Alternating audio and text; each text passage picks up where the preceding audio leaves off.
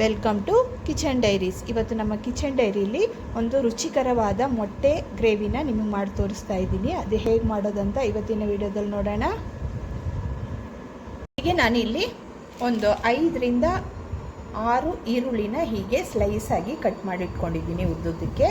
ಹಾಗೆಯೇ ಒಂದು ದೊಡ್ಡ ಬೆಳ್ಳುಳ್ಳಿನ ತಗೊಂಡು ಸಿಪ್ಪೆ ಸುಲಿದಿಟ್ಕೊಂಡಿದ್ದೀನಿ. ಹಾಗೆ ಒಂದು ಅರ್ಧ ಇಂಚಷ್ಟು ಶುಂಠಿನ ಸಿಪ್ಪೆ ತೆಗೆದು ಹೀಗೆ ಕಟ್ ಮಾಡಿ ಇಟ್ಕೊಂಡಿದ್ದೀನಿ. ಇಲ್ಲಿ ನಾನು 4 ಟೊಮೆಟೊನ ತೊಳೆದು ಉದ್ದುದಕ್ಕೆ ಕಟ್ ಮಾಡಿ ಇಟ್ಕೊಂಡಿದ್ದೀನಿ. ಟೊಮೆಟೊ ದೊಡ್ಡದಾಗಿದ್ದರೆ 3 ಟೊಮೆಟೊ ತೊಗೊಂಡ್ರೆ ಸಾಕು. ಟೊಮೆಟೊ ಚಿಕ್ಕದಾಗಿರೋದ್ರಿಂದ ನಾನು 4 ತೊಗೊಂಡಿದ್ದೀನಿ. ಇದನ್ನು ಇಷ್ಟನ್ನು ರೆಡಿ ಮಾಡಿ ಇಟ್ಕೊಂಡಿದ್ದೀನಿ. ಈಗ ಸ್ಟವ್ ಮೇಲೆ ಒಂದು ಬಾಣಲಿ ಇಟ್ಕೊಂಡಿದ್ದೀನಿ. ಅದಕ್ಕೆ 2 ಟೇಬಲ್ ಸ್ಪೂನಷ್ಟು ಎಣ್ಣೆನ ಸೇರಿಸ್ಕೊಳ್ಳೋಣ. ಎಣ್ಣೆ ಒಂದು ಸ್ವಲ್ಪ ಜಾಸ್ತಿನೇ ಸೇರಿಸ್ಕೊಳ್ಳಿ. ಎಣ್ಣೆ ಸ್ವಲ್ಪ ಬಿಸಿ ಆಗಲಿ. ಈಗ ನೋಡಿ, ಎಣ್ಣೆ ಬಿಸಿಯಾಗಿದೆ. ಈಗ ಈರುಳ್ಳಿನ ಹಾಕ್ಕೊಳ್ತಾ ಇದ್ದೀನಿ.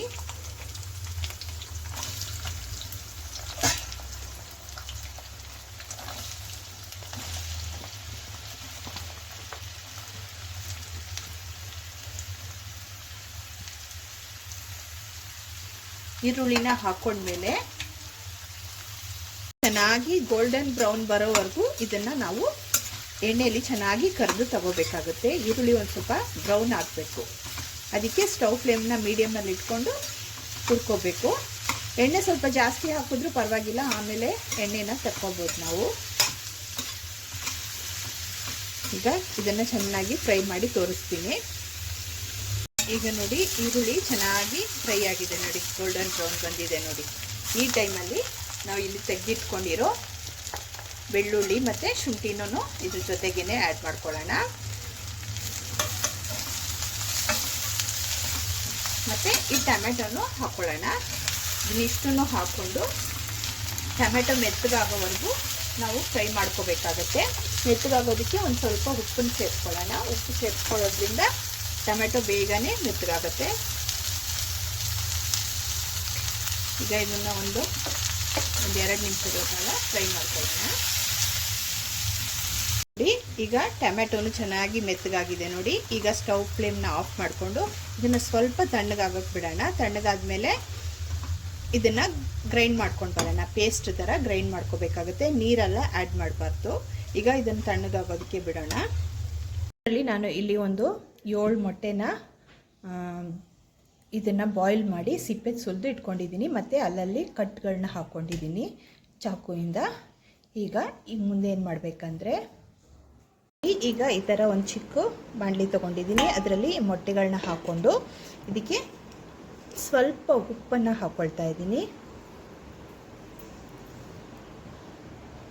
ಹಾಗೆ ಸ್ವಲ್ಪ ಅರಿಶಿನ ಪುಡಿನ ಸೇರಿಸ್ಕೊಳ್ತಾ ಇದ್ದೀನಿ. ಹಾಗೆ ಒಂದು ಸ್ವಲ್ಪ ಚಿಲ್ಲಿ ಪೌಡ್ರನ್ನು ಇದಕ್ಕೆ ಹಾಕ್ಕೊಳ್ತಾ ಇದ್ದೀನಿ. ಹಾಕೊಂಡ್ಮೇಲೆ ಇದನ್ನು ಒಂದ್ಸಲ ಮಿಕ್ಸ್ ಮಾಡ್ಕೊಳ್ಳೋಣ.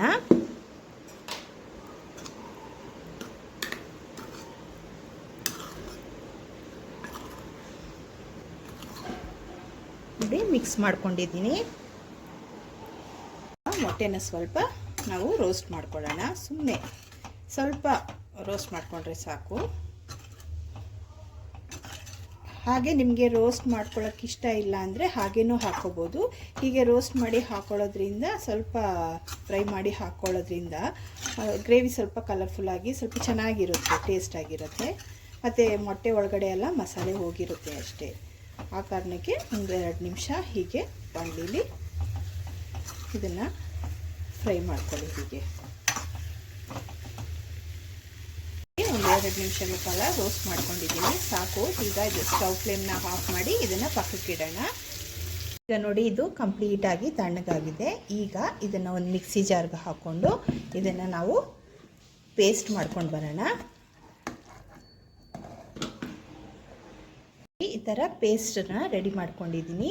ಈಗ ಮತ್ತೆ ಸ್ಟವ್ ಮೇಲೆ ಒಂದು ಬಾಣಲಿ ಇಟ್ಕೊಂಡು ಅದಕ್ಕೆ ಎಣ್ಣೆ ಸೇರಿಸ್ಕೊಳ್ತಾ ಇದ್ದೀನಿ. ಎಣ್ಣೆ ಚೆನ್ನಾಗಿ ಬಿಸಿ ಆಗಬೇಕು. ಎಣ್ಣೆ ಚೆನ್ನಾಗಿ ಬಿಸಿ ಆದಮೇಲೆ ಇಲ್ಲೊಂದು ಪಲಾವ್ ಎಲೆ ಹಾಕ್ಕೊಂಡಿದ್ದೀನಿ. ಹಾಗೆ ಒಂದು ಇಂಚಷ್ಟು ಚಕ್ಕೆನ ಹಾಕ್ಕೊಳ್ತಾ ಇದ್ದೀನಿ. 3 ಲವಂಗ, 2 ಏಲಕ್ಕಿ ಇಷ್ಟನ್ನು ಸೇರಿಸ್ಕೊಳ್ತಾ ಇದ್ದೀನಿ. ಸೇರಿಸ್ಕೊಂಡ್ಮೇಲೆ ನಾವು ಗ್ರೈಂಡ್ ಮಾಡಿರೋ ಮಸಾಲೆನ ಇದಕ್ಕೆ ಸೇರಿಸ್ಕೊಳ್ಳೋಣ. ಸ್ಟವ್ ಫ್ಲೇಮ್ನ ಲೋ ಅಲ್ಲಿ ಇಟ್ಕೊಳ್ಳಿ. ಈ ಮಸಾಲೆ ಚೆನ್ನಾಗಿ ಎಣ್ಣೆ ಬಿಟ್ಕೊಳ್ಳೋವರೆಗೂ ಲೋ ಫ್ಲೇಮಲ್ಲಿ ಇಟ್ಕೊಂಡು ನಾವು ಇದನ್ನು ಫ್ರೈ ಮಾಡ್ತಾ ಇರಬೇಕು. ಇದರ ಹಸಿ ವಾಸನೆ ಎಲ್ಲ ಹೋಗಬೇಕು.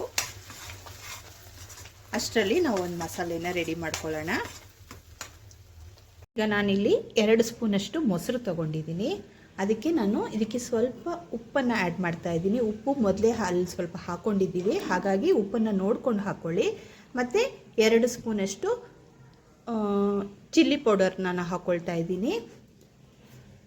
ಇದು ಖಾರಕ್ಕೆ ತಕ್ಕಂಗೆ ನೀವು ಇದರ ಚಿಲ್ಲಿ ಪೌಡರ್ನ ಆ್ಯಡ್ ಮಾಡ್ಕೊಳ್ಳಿ. ಅರ್ಧ ಸ್ಪೂನಷ್ಟು ಜೀರಿಗೆ ಪೌಡ್ರನ್ನ ಹಾಕ್ಕೊಳ್ತಾ ಇದ್ದೀನಿ. ಇಷ್ಟು ಹಾಕ್ಕೊಂಡು ಚೆನ್ನಾಗಿ ಮಿಕ್ಸ್ ಮಾಡ್ಕೋಬೇಕು. ಚೆನ್ನಾಗಿ ಮಿಕ್ಸ್ ಮಾಡ್ಕೊಂಡು ಇಟ್ಕೊಂಡಿದ್ದೀನಿ. ಈಗ ಇದು ಸೈಡಲ್ಲಿರಲಿ. ಮಸಾಲೆ ಎಲ್ಲ ಚೆನ್ನಾಗಿ ಗಮ್ ಅಂತ ಸ್ಮೆಲ್ ಬರ್ತಿದೆ. ಈ ಟೈಮಲ್ಲಿ ಇಲ್ಲಿ ನಾವು ರೆಡಿ ಮಾಡಿ ಇಟ್ಕೊಂಡಿರ್ತೀವಲ್ಲ ಮೊಸರನ್ನ, ಅದನ್ನು ಇದಕ್ಕೆ ಹಾಕೋಬೇಕು. ಮೊಸರು ಹಾಕೊಳ್ಳೋಕೆ ಮುಂಚೆ ಸ್ಟವ್ ಫ್ಲೇಮ್ನ ಸ್ವಲ್ಪ ಕಡಿಮೆ ಮಾಡ್ಕೊಳ್ಳಿ ಅಥವಾ ಆಫ್ ಮಾಡಿ, ಇಲ್ಲಾಂದರೆ ಮೊಸರು ಒಂಥರ ತರಿಯಾಗಿ ಬಿಟ್ಕೊಳ್ಳುತ್ತೆ. ಅದಕ್ಕೋಸ್ಕರ ಮೊಸರು ಹಾಕ್ಕೊಂಡ್ಮೇಲೆ ಇದನ್ನು ಮತ್ತೆ ಆನ್ ಮಾಡ್ಕೊಳ್ಳೋಣ. ಮೊಸರು ಹಾಕ್ಕೊಂಡು ಚೆನ್ನಾಗಿ ಮಿಕ್ಸ್ ಮಾಡ್ಕೋಬೇಕು. ಮಿಕ್ಸ್ ಮಾಡ್ಕೊಂಡ್ಮೇಲೆ ಇಲ್ಲಿ ಜಾರಲ್ಲಿ ಒಂದು ಸ್ವಲ್ಪ ನೀರನ್ನು ಹಾಕ್ಕೊಂಡು ಮಿಕ್ಸ್ ಮಾಡಿ ಇದಕ್ಕೆ ಹಾಕ್ಕೊಳ್ತೀನಿ. ಸ್ವಲ್ಪ ನೀರನ್ನು ಮಿಕ್ಸಿಯಲ್ಲಿ ನೀರು ಹಾಕ್ಕೊಂಡು ನೀರನ್ನು ಇದಕ್ಕೆ ಹಾಕ್ಕೊಳ್ತಾ ಇದ್ದೀನಿ. ಹಾಕ್ಕೊಂಡು ಚೆನ್ನಾಗಿ ಮಿಕ್ಸ್ ಮಾಡಿ ಸ್ಟವ್ ಫ್ಲೇಮ್ನ ಲೋ ಅಲ್ಲಿಟ್ಟು ಒಂದು 5 ನಿಮಿಷ ಹಾಗೆ ಕ್ಲೋಸ್ ಮಾಡಿ ಕುದಿಸ್ಕೋಬೇಕಾಗತ್ತೆ.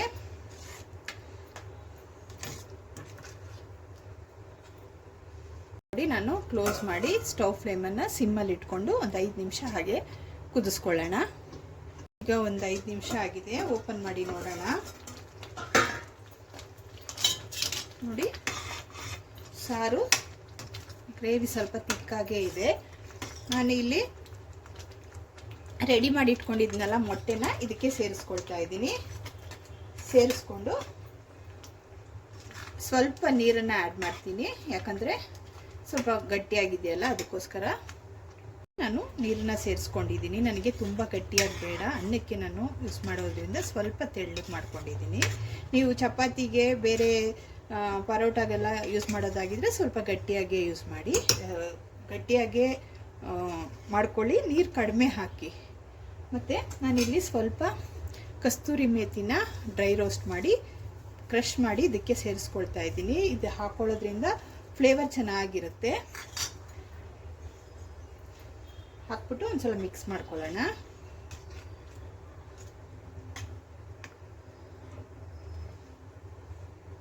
ಟೈಮಲ್ಲಿ ನೀವು ಉಪ್ಪು ಖಾರ ಎಲ್ಲ ಚೆಕ್ ಮಾಡ್ಕೊಳ್ಳೋದಾಗಿದ್ರೆ ಚೆಕ್ ಮಾಡ್ಕೊಳ್ಳಿ. ಈಗ ನಾನು ಸ್ವಲ್ಪ ಕೊತ್ತಂಬರಿ ಸೊಪ್ಪನ್ನು ಸಣ್ಣ ಸಣ್ಣಕ್ಕೆ ಕಟ್ ಮಾಡಿ ಇದಕ್ಕೆ ಹಾಕ್ಕೊಳ್ತಾ ಇದ್ದೀನಿ. ಈಗ ಒಂದು 2 ನಿಮಿಷ ಹಾಗೇನೆ ಕ್ಲೋಸ್ ಮಾಡಿ ಇಡೋಣ. ನೋಡಿ, ಒಂದು 2 ನಿಮಿಷ ಆಗಿದೆ. ಓಪನ್ ಮಾಡಿ ನೋಡೋಣ. ಗ್ರೇವಿ ಚೆನ್ನಾಗಿ ಸೆಟ್ ಆಗಿದೆ. ನೋಡಿ, ಈ ಟೈಮಲ್ಲಿ ನಾವು ಸ್ಟವ್ ಫ್ಲೇಮ್ನ ಆಫ್ ಮಾಡ್ಕೊಳ್ಳೋಣ. ಆಫ್ ಮಾಡಿಕೊಂಡು ಇದನ್ನು ಸರ್ವಿಂಗ್ ಬೌಲ್ಗೆ ಸರ್ವ್ ಮಾಡ್ಕೊಳ್ತೀನಿ. ನೋಡಿ, ಸರ್ವಿಂಗ್ ಬೌಲ್ಗೆ ಸರ್ವ್ ಮಾಡ್ಕೊಂಡಿದ್ದೀನಿ. ತುಂಬಾ ಚೆನ್ನಾಗಿರುತ್ತೆ ಈ ಗ್ರೇವಿ. ಬರೀ ಮನೇಲಿರೋ ವಸ್ತುಗಳನ್ನೇ ಉಪಯೋಗಿಸ್ಕೊಂಡು ರೆಸ್ಟೋರೆಂಟ್ ಸ್ಟೈಲಲ್ಲಿ ನಾವು ತುಂಬ ಟೇಸ್ಟಾಗಿ ಈ ಮೊಟ್ಟೆ ಗ್ರೇವಿನ ಮಾಡ್ಕೋಬೋದು. ಇದನ್ನು ಚಪಾತಿಗೂ ಚೆನ್ನಾಗಿರುತ್ತೆ, ಮತ್ತು ಪರೋಟಾಗೂ ಚೆನ್ನಾಗಿರುತ್ತೆ, ದೋಸೆಗೂ ಚೆನ್ನಾಗಿರುತ್ತೆ, ಅನ್ನಕ್ಕಂತೂ ತುಂಬಾ ಚೆನ್ನಾಗಿರುತ್ತೆ. ಈ ರೆಸಿಪಿ ಒಮ್ಮೆ ನೀವು ಮನೆಯಲ್ಲಿ ತಪ್ಪದೇ ಟ್ರೈ ಮಾಡಿ. ಇವತ್ತಿನ ರೆಸಿಪಿ ಏನಾದರೂ ನಿಮ್ಗೆ ಇಷ್ಟ ಆದರೆ ಲೈಕ್ ಮಾಡಿ, ಶೇರ್ ಮಾಡಿ ಮತ್ತು ಸಬ್ಸ್ಕ್ರೈಬ್ ಮಾಡೋದನ್ನು ಖಂಡಿತ ಮರಿಬೇಡಿ.